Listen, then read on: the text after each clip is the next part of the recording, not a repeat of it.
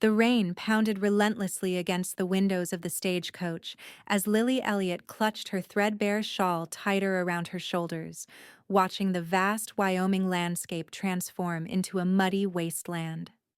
Her life savings, a meager $23, was tucked safely in her boot, the last remnant of her previous life in Philadelphia. The year was 1879, and at 22, Lily was embarking on the most desperate journey of her life.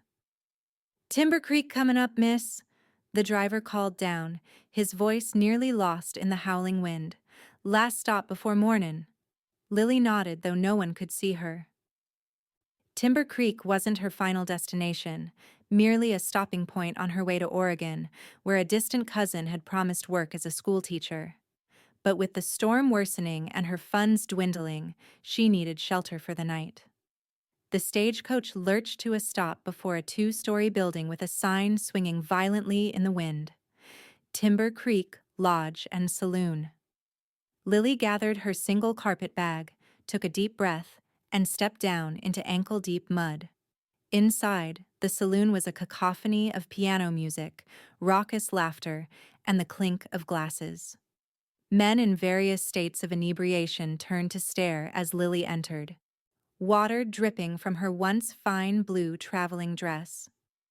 She squared her shoulders and approached the bar where a heavy-set man with a thick mustache was polishing glasses. "I require a room for the night," she said, attempting to sound more confident than she felt. The barkeeper looked her up and down. $2. In advance. Lily's heart sank. She couldn't afford to spend nearly a tenth of her savings on a single night's lodging. "Is there perhaps a less expensive option? I'm traveling to Oregon and—" $2 is already cheap, miss. Unless you're looking to make some money, rather than spend it." He glanced meaningfully toward a group of women in brightly colored dresses mingling with customers. "I certainly am not," Lily replied, color rising in her cheeks. She turned to leave, unsure where she would go in the storm. "You lost, miss?" A deep voice stopped her in her tracks. Lily turned to find herself facing a tall man with rain-darkened hair and eyes the color of the storm outside. Unlike the other patrons, his clothes were practical worn leather chaps over denim pants, a simple cotton shirt open at the collar, and a vest that had seen better days. A cowboy, unmistakably, though he wore no gun that she could see. "Not lost," Lily replied. "Simply reconsidering my options." The man leaned against the bar, studying her with unexpected intensity. "Name's Russ Zimmerman. Most folks call me Russ. You look like you need somewhere to wait out this storm." "I can manage, thank you," Lily said stiffly, though the renewed boom of thunder made her jump. "Suit yourself," Russ shrugged, turning back to his whiskey. "But my ranch is just 3 miles out, and I've got a housekeeper who'd be glad for female company. Mrs. Holcomb's a proper lady, been with my family since I was knee-high. You'd be safe there till the stage runs again." Lily hesitated. Every warning she'd ever received about strange men flashed through her mind, but something in his straightforward manner seemed trustworthy. "Why would you help a stranger?" "Call it Christian charity," he said, though his smile suggested there might be more to it. "Or maybe I just recognized someone in a fix. Lost my own mama to pneumonia after she got caught in a storm not unlike this one." Before she could respond, the door burst open, and the stagecoach driver stumbled in, dripping wet. "Bridge to Clearwater's washed out. No stage moving till at least Tuesday." A murmur of displeasure rippled through the room. Tuesday was 4 days away. "Well, miss?" Russ asked quietly. "That offer's still standing." Lily glanced from the driver to the barkeeper to the women in their garish dresses. Her options were few and growing fewer by the minute. "I accept your kind offer, Mr. Zimmerman," she said finally, "but I insist on working for my keep." Russ nodded, a smile playing at the corners of his mouth. "Fair enough. You any good with a needle? Got a pile of mending would make a preacher swear." "I am quite proficient with needlework," Lily replied. relief washing over her. Perhaps this arrangement wouldn't be as uncomfortable as she'd feared. 30 minutes later, Lily found herself clinging to the saddle horn of a sturdy mare, following Russ through the deluge. Her carpet bag was secured behind his saddle, and he'd insisted she wear his oilskin coat despite her protests.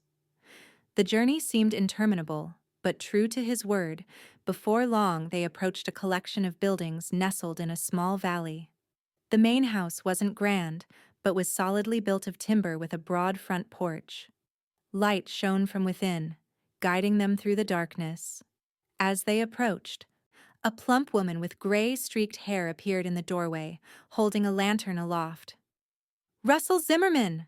What in heaven's name are you doing out in this weather?" she called. "Bringing home a stray, Mrs. Holcomb," Russ replied, dismounting in one fluid motion before coming to help Lily down. His hands on her waist were strong and sure, and for a moment, just a moment, Lily felt something stir within her that had nothing to do with the cold or the rain. Mrs. Holcomb bustled them inside, clucking like a mother hen. "Poor dear, you're soaked to the bone. Russell, make yourself useful and stoke that fire while I find some dry clothes." Before Lily could protest, she was whisked upstairs to a small but clean bedroom where Mrs. Holcomb produced a nightgown and robe. These belonged to Russell's sister before she married and moved to Denver. "Should fit you well enough." "I'm Lily Elliot," she finally managed to say as Mrs. Holcomb helped her out of her sodden clothes. "Thank you for your hospitality." "Think nothing of it, child. Any decent Christian would do the same." The older woman paused, studying Lily's face. "Though I must say, it's the first time Russell's brought home a lady instead of a half-dead calf or wolf pup." Once dried and changed, Lily followed Mrs. Holcomb downstairs where Russ had indeed built up the fire and was setting out bowls of steaming stew. Seeing her, he straightened up, and Lily was struck by how different he looked in the warm glow of the fireplace, less the rugged cowboy, and more the gentleman rancher. "Feel better?" he asked, pulling out a chair for her at the table. "Much, thank you." Lily sat, conscious of wearing another woman's clothes in a strange man's house. "Your home is lovely, Mr. Zimmerman." "Russ," he corrected, taking the seat across from her. "Mr. Zimmerman was my father." Over supper, Lily learned that Russ had inherited the modest ranch 5 years earlier after his parents died within months of each other. His younger sister had married a banker in Denver, leaving Russ to run the place with only Mrs. Holcomb and 2 hired hands who lived in the bunkhouse. "And what brings you to Wyoming territory, Miss Elliot?" Russ asked as they finished their meal. Lily hesitated. She'd been deliberately vague with strangers about her circumstances, but something about Russ's direct gaze compelled honesty. "I'm fleeing a scandal not of my making," she admitted. "My father was a bookkeeper for a prominent Philadelphia merchant. He was accused of embezzlement, though I believe he was framed by his employer." "What happened to him?" Mrs. Holcomb asked gently. "He took his own life before the trial." Lily's voice faltered. "My mother passed years ago. With no family and my father's reputation in tatters, I found myself unwelcome in Philadelphia society." Russ's expression darkened. "That's a heavy burden for innocent shoulders." "Hence my journey west," Lily continued, regaining her composure. "My mother's cousin lives in Oregon. She's offered me a position teaching at the local school." "Brave thing, traveling cross-country alone," Russ observed. "Necessity often breeds courage we didn't know we possessed," Lily replied.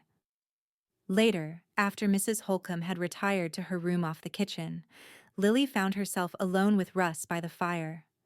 Outside, the storm continued unabated, rain lashing against the windows.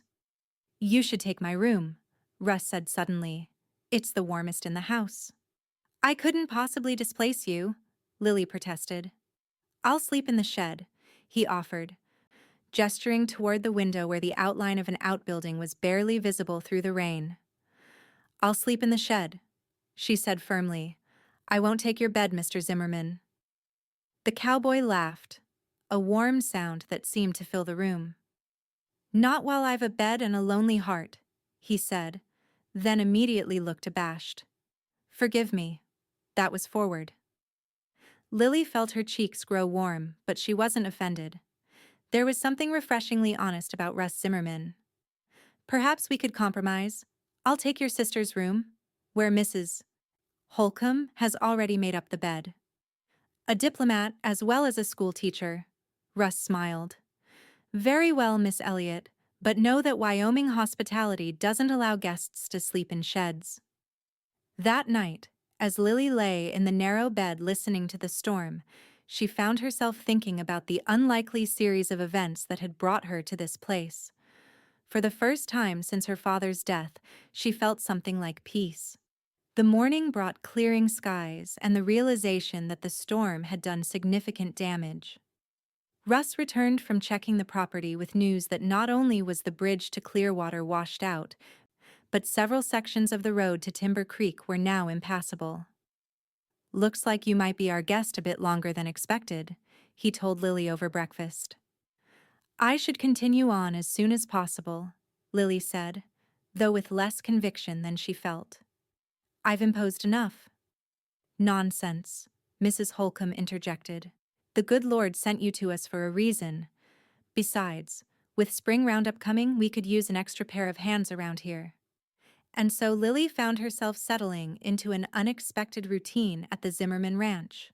True to her word, she took on mending not just Russ's clothes, but repairing blankets, curtains, and even the cowhands' work shirts. She helped Mrs. Holcomb with cooking and discovered she had a talent for bread making that earned her high praise from everyone at the table. Russ, for his part, seemed to find more reasons to be near the house than his work strictly required. He brought Lily wildflowers he claimed he'd happened upon while checking fence lines. He whittled her a small wooden horse one evening as they sat on the porch watching the sunset. And though he maintained a respectful distance, Lily couldn't help noticing the way his eyes followed her when he thought she wasn't looking. A week passed, then two. The roads improved. But each time Lily mentioned continuing her journey, some new reason for delay arose. First, it was news that the stagecoach line was backed up for days. Then came word of bandits operating along the northern route. "Probably best to wait until the marshals dealt with them," Russ suggested, not quite meeting her eyes. Lily suspected these delays might not all be legitimate, but found herself less eager to leave than she should be. The ranch was becoming familiar, comfortable even. She'd come to know the rhythms of the days, the personalities of the horses in the corral, and the particular way the light struck the distant mountains at dusk. Most of all, she'd come to know Russ Zimmerman. Beneath his cowboy exterior was a man of unexpected depth. He read Shakespeare by lamplight, played the harmonica with surprising skill, and treated every creature on his land with gentle respect. He'd taken over the ranch not out of obligation, but love for the land and the legacy his father had built. One afternoon, nearly 3 weeks after her arrival, Russ found Lily sitting by the creek that gave the nearby town its name. She'd come to sketch the wildflowers that carpeted the meadow, a hobby she'd rediscovered during her stay. "You've got a good eye," he said, settling beside her on the grassy bank. "Never seen someone capture columbine quite so well." "My mother taught me," Lily replied, adding another delicate petal to her drawing. She believed every young lady should have artistic accomplishments. "What else did she teach you?" "Piano, French, proper etiquette, all the things a Philadelphia girl needed to make a good match." Lily laughed softly. "Not terribly useful skills for the Wyoming territory." "I wouldn't say that," Russ countered. "Beauty and culture have their place, even out here." They sat in comfortable silence for a while, watching the creek water sparkle in the afternoon sun. "Why haven't you married?" Lily asked suddenly, then immediately regretted her boldness. "Forgive me, that's far too personal a question." But Russ didn't seem offended. "Came close once," he said. plucking a stem of grass and twirling it between his fingers. Margaret Stillwell, banker's daughter from Clearwater. Pretty, educated back east. Everyone thought we made a fine match. What happened? She couldn't abide ranch life. The isolation, the work, the unpredictability of it all. She wanted me to sell up, move to town, take a position at her father's bank. Russ shook his head. Might as well have asked me to stop breathing. So you chose the ranch over love? Lily observed. No, Russ corrected her gently. I realized what I felt for Margaret wasn't love at all. Real love doesn't ask you to be something you're not. His eyes met hers, and Lily felt a flutter in her chest that had become increasingly familiar in his presence. Before she could respond, hoofbeats sounded from the direction of the ranch house. They both turned to see one of the ranch hands, a young man named Jesse, riding toward them at a gallop. Mr. Zimmerman, Jesse called. Telegram from town, stage lines running again starting tomorrow, and the marshals cleared out those bandits. Lily felt Russ stiffen beside her, though his expression remained carefully neutral. That's good news, Jesse. Thank you. The young cowhand tipped his hat to Lily and rode back toward the ranch. Well, Lily said, closing her sketchbook. It seems my excuses for remaining have run out. Russ stood, offering his hand to help her up. Seems so, he agreed, but his grip lingered on hers a moment longer than necessary. Though I reckon Oregon will still be there next week if you needed more time. That evening, dinner was a subdued affair. Mrs. Holcomb fussed over Lily's favorite dishes, lamenting how quiet the house would be without her. The cowhands, who normally ate in the bunkhouse but had been invited in for the occasion, awkwardly expressed how much they'd appreciated her mending skills.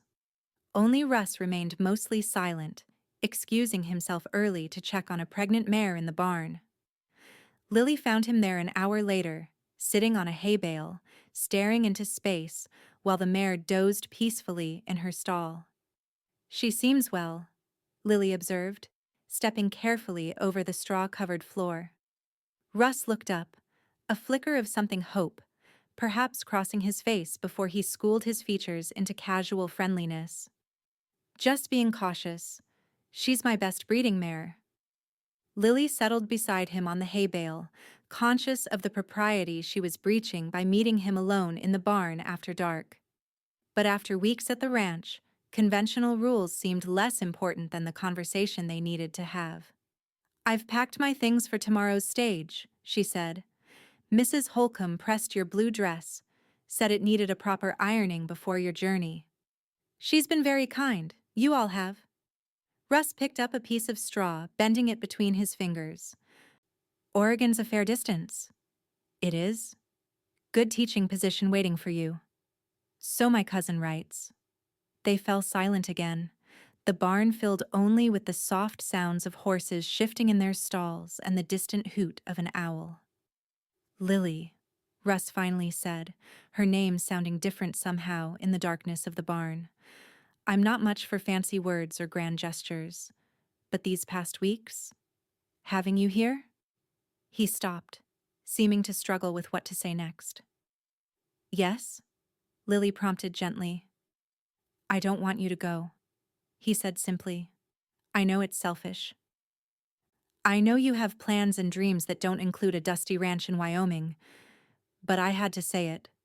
Lily's heart pounded so loudly she was certain he must hear it. What are you asking me, Russ? Stay, he said, turning to face her fully now. Not as a guest or a hired hand. Stay because... He took a deep breath. Because I'm falling in love with you, Lily Elliot. Because this ranch hasn't felt like a home until you were in it. Tears sprang to Lily's eyes, unexpected and uncontrollable. We barely know each other. I know enough, Russ insisted. I know you're brave and kind and stubborn as a mule when you set your mind to something. I know you laugh at my terrible jokes and cry over orphaned calves and sing to yourself when you think no one's listening. He took her hands in his touch warm and steady. I know I want to wake up every morning and see your face across the breakfast table. I want to build a life with you, Lily. Here, if you'll have it. If you'll have me.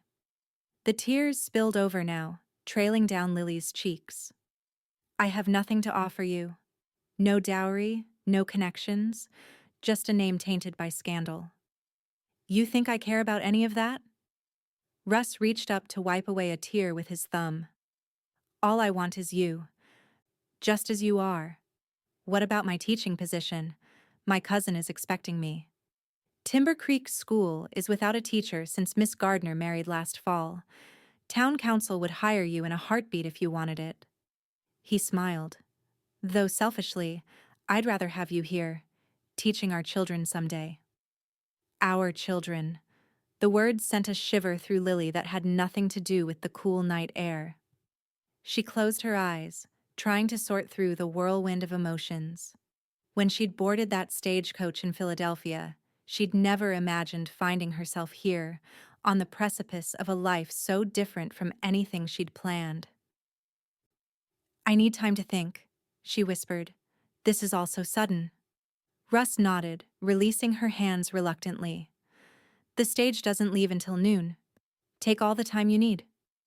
Lily barely slept that night, her mind racing with possibilities and fears. By dawn, she was sitting on the front porch, watching the sun paint the eastern sky in shades of pink and gold.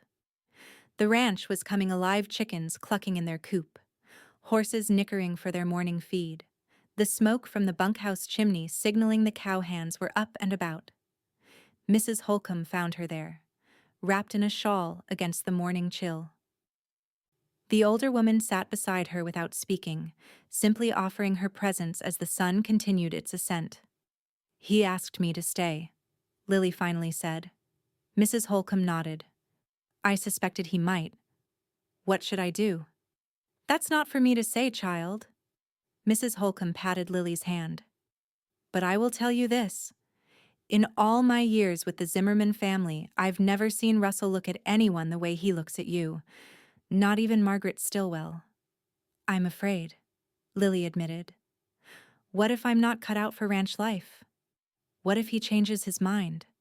What if the sun doesn't rise tomorrow? Mrs. Holcomb interrupted gently. We can't live our lives in fear of what might happen, child. We can only make the best choice with what we know today. Lily stared out at the land stretching before her, the rolling pastures, the distant mountains, the creek winding its silver path through it all. In just 3 weeks, it had begun to feel like home in a way Philadelphia never had. I need to send a telegram, she said finally. By mid-morning, Lily's carpet bag was packed and waiting by the door.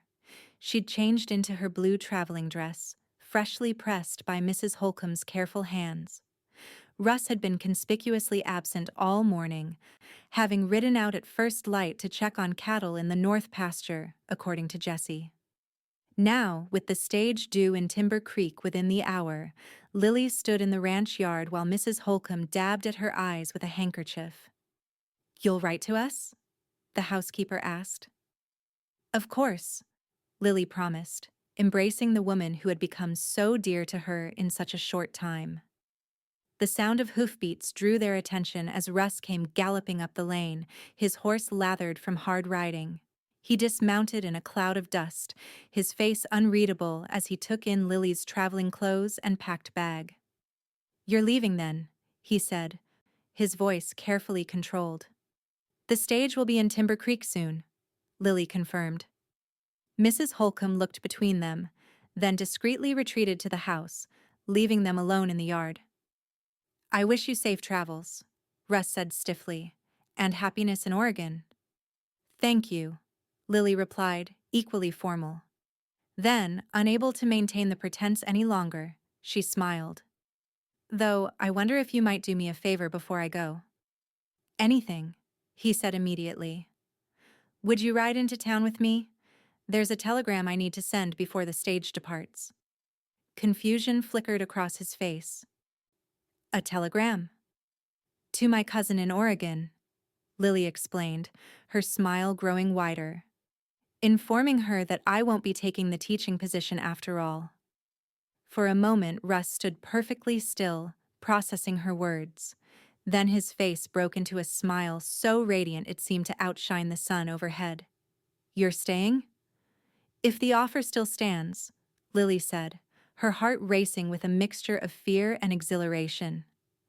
In 2 long strides, Russ crossed the space between them and swept her into his arms, lifting her off her feet in a most improper but utterly wonderful embrace.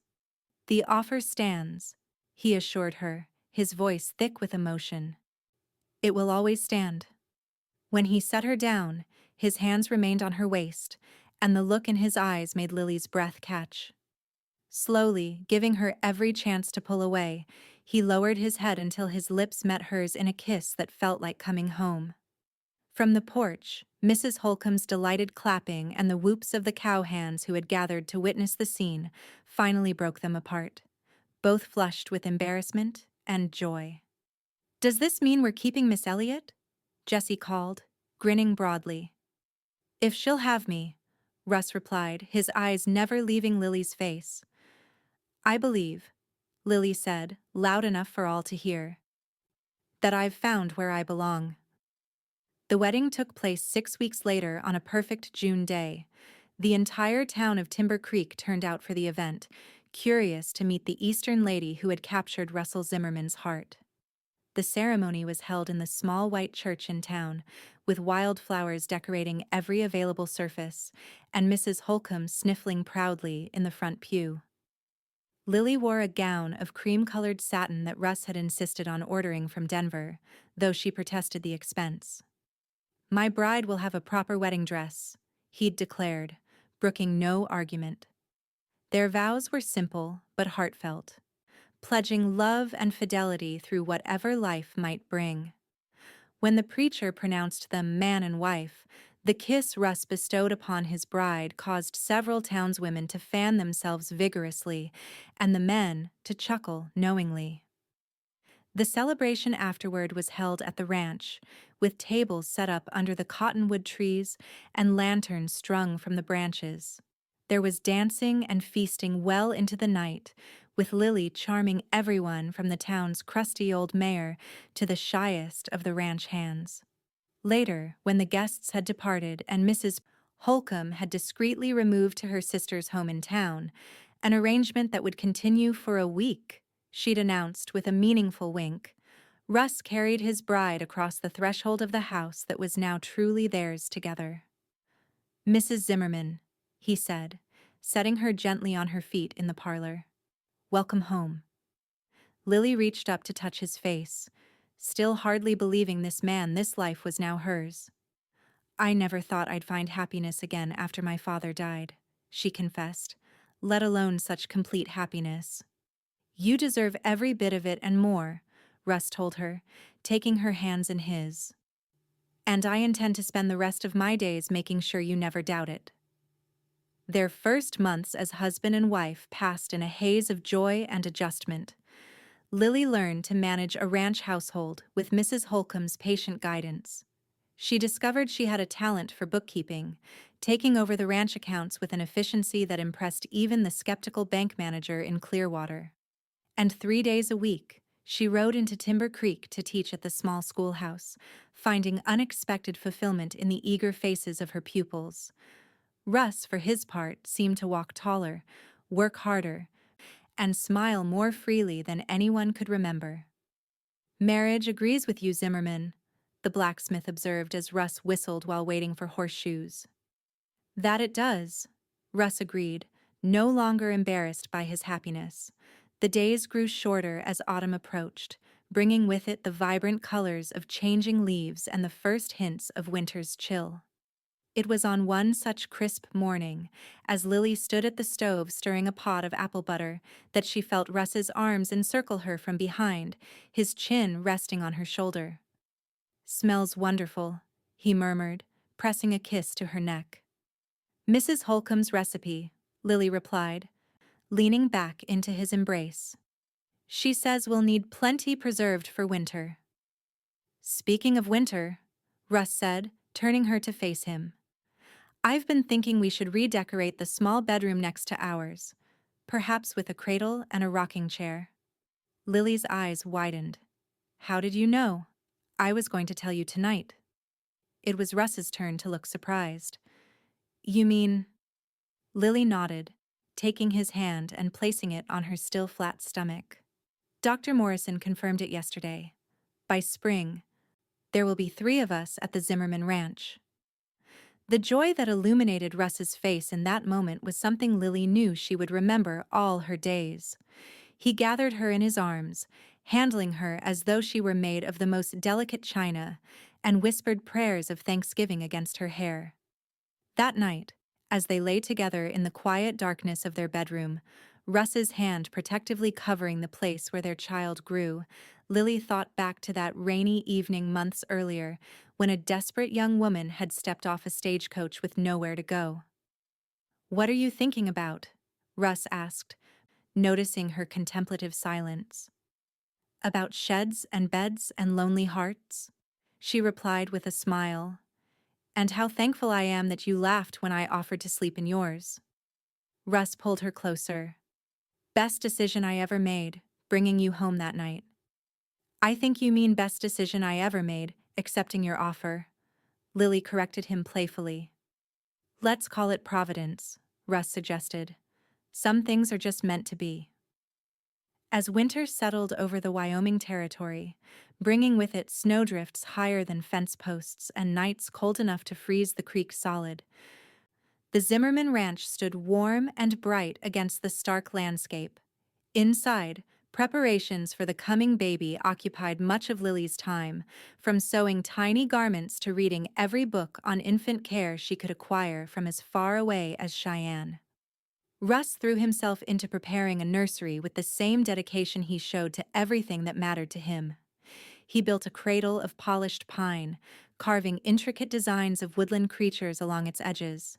He fashioned a rocking chair with arms at just the right height for nursing, and installed shelves for the growing collection of children's books Lily was assembling. Christmas came with a festivity the ranch hadn't seen in years. Lily insisted on decorating every room with evergreen boughs and red ribbons. She baked cookies from her mother's recipes and organized a Christmas Eve gathering for the ranch hands and neighboring families. "My parents always hosted a Christmas celebration," she explained to Russ as they hung stockings by the fireplace. "It was the one time of year my father truly relaxed." "Then we'll make it our tradition too," Russ promised, pulling her close for a kiss that tasted of cinnamon and molasses. The new year brought record snowfalls that isolated the ranch for weeks at a time. But within their home, Lily and Russ found contentment in the enforced quiet. They read aloud to each other in the evenings, played chess by the fire, and talked for hours about their hopes for their child and the future of their ranch. As January gave way to February, Lily's condition became increasingly evident. Russ watched in fascination and no small amount of awe as her body changed to accommodate their growing child. "You're more beautiful than ever," he told her one evening as she frowned at her reflection in the mirror. "I'm as big as one of your heifers," Lily retorted, though she smiled at his compliment. "Nonsense," Russ countered, coming to stand behind her. "You're glowing, radiant." Lily leaned back against him, her hands cradling her rounded abdomen. "I never thought I could be this happy, Russ. Sometimes I worry it can't last." "Why wouldn't it?" "Life has a way of balancing joy with sorrow," Lily said softly. "My mother used to say that." Russ turned her to face him. "Listen to me, Lily Zimmerman. I can't promise we won't face hardships. That's not how life works, especially not out here. But I can promise you this: whatever comes, we'll face it together. And the love we share that's not going anywhere. Not ever." By March, the snow began to retreat, and the first hardy wildflowers pushed through the softening earth. Lily's time was drawing near, and Russ had arranged for Mrs. Morrison, the doctor's wife, and the closest thing Timber Creek had to a midwife, to stay at the ranch until the baby arrived. The birth came during a spring storm that reminded Lily of the night she'd first arrived at the ranch. The labor was long and difficult, testing both her strength and Russ's composure as he paced outside the bedroom door, barred from entry by Mrs. Morrison's strict rules. Finally, as dawn broke on a rain-washed world, the cry of a newborn pierced the air, followed shortly by Mrs. Morrison's triumphant announcement. A daughter, Mr. Zimmerman, a beautiful, healthy daughter.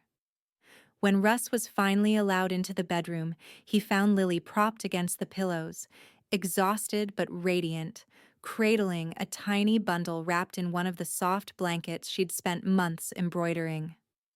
"Come meet your daughter," Lily whispered, her voice hoarse from the hours of labor. Russ approached the bed with uncharacteristic hesitation, as though afraid his rough cowboy hands might somehow harm this perfect miniature person. When Lily placed the baby in his arms, his eyes filled with tears. "She's a miracle," he breathed, gently touching the downy hair that already showed hints of Lily's auburn color. "What shall we call her?" "I thought perhaps Rose," Lily suggested. "After your mother." Russ looked up, deeply moved by the gesture. "Rose Elliot Zimmerman," he said, testing the name. "It's perfect. She's perfect." The years that followed brought changes to the Zimmerman ranch, some expected, others surprising. Rose grew from a precocious toddler into a spirited young girl with her father's love of the land and her mother's quick intelligence. She was joined 2 years later by a brother, Thomas, who inherited Russ's quiet strength and steady nature. The ranch prospered under their joint stewardship. Lily's financial acumen and Russ's innovative ranching methods made them one of the most successful operations in the territory. They added land when neighboring properties came up for sale, built a larger house when the original became too small for their growing family, and established the Zimmerman name as one of respect and integrity throughout Wyoming. But it wasn't always easy. The winter of 1886 nearly destroyed everything they'd built when unprecedented blizzards killed half their cattle and pushed them to the brink of financial ruin. Lily contracted scarlet fever the year Thomas turned 3, and for terrifying weeks, Russ feared he might lose her. A drought in the early 1890s tested their resilience and resources to the breaking point. Yet through it all, the promise Russ had made held true. They faced each challenge together, drawing strength from their partnership and the deep love that had only grown stronger with time. On a golden afternoon in the autumn of 1899, 20 years after a rain-soaked stagecoach had deposited a desperate young woman in Timber Creek, Lily stood on the porch of their home, watching as Russ taught 16-year-old Thomas the finer points of roping a steer. Rose, now 18 and recently graduated from the Teachers College in Denver, sat nearby sketching the scene with the artistic talent she'd inherited from her grandmother. Mrs. Holcomb, white-haired but still spry, emerged from the house carrying a tray of lemonade. "For my hard-working cowboys," she announced, setting it on the porch table. Though technically retired, the housekeeper had refused to leave the ranch, instead occupying a comfortable cottage Russ had built specifically for her. "They're a handsome pair, aren't they?" Lily observed, watching her husband and son. Russ's hair was liberally streaked with silver now, and lines had etched themselves around his eyes and mouth, badges of a life lived fully in sun and wind. But to Lily, he was more attractive than ever, his face a map of their shared journey. "Like father, like son," Mrs. Holcomb agreed, following Lily's gaze. "Who would have thought that skinny boy who used to hide from his chores would grow up to be such a fine man?" "I knew," Lily said softly, "from the moment he offered shelter to a stranger in a storm." That evening, after the children had retired and the house had settled into nighttime quiet, Lily and Russ sat together on the porch swing that had replaced the old rocking chairs years ago. The Wyoming sky stretched above them, a vast canvas of stars that still took Lily's breath away even after all these years. "Penny for your thoughts," Russ said, his arm around her shoulders, drawing her close against the evening chill. I was thinking about how different my life might have been if I'd managed to afford that room at the Timber Creek Lodge, Lily replied. Or if you hadn't happened to be in the saloon that night. Fate, Russ suggested, or divine intervention. Either way, I'm grateful. Lily rested her head against his shoulder. Though I still maintain I could have slept perfectly well in that shed. Russ laughed, the sound as warm and familiar as the beating of her own heart. Not while I had a bed and a lonely heart, he quoted himself from that long ago night. Best line I ever delivered. It wasn't the line that convinced me, Lily corrected him. It was the man behind it. As the stars wheeled overhead, marking the passage of another day in their shared life, Russ pressed a kiss to Lily's temple. I love you, Mrs. Zimmerman. More today than yesterday, less than tomorrow. And I love you, Lily replied, the words as true now as they had been when first spoken in a small church 20 years earlier. My cowboy with the no longer lonely heart. In the distance, a coyote called to its mate, the sound echoing across the land that had become Lily's home in every sense of the word. The ranch house stood steady against the night, its windows glowing with the light of family and love, a beacon that had guided her from the darkness of her past into the brightness of a future she could never have imagined on that stormy night so long ago. And as Lily Elliot Zimmerman closed her eyes, safe in her husband's embrace, she knew with absolute certainty that she had found exactly where she belonged, not in a shed, not even in Oregon, but here, beside the man whose lonely heart had made room for hers, creating a love story written across the wild Wyoming landscape, etched in fence posts and cattle brands, in children's laughter and quiet moments like this one, a story that would continue long after they were gone. For what Russ and Lily had built together was more than a ranch or a family. It was a legacy of love that had begun with a simple offer of shelter in a storm and had grown into something as enduring as the mountains that stood sentinel over their shared life, their shared heart, their shared home.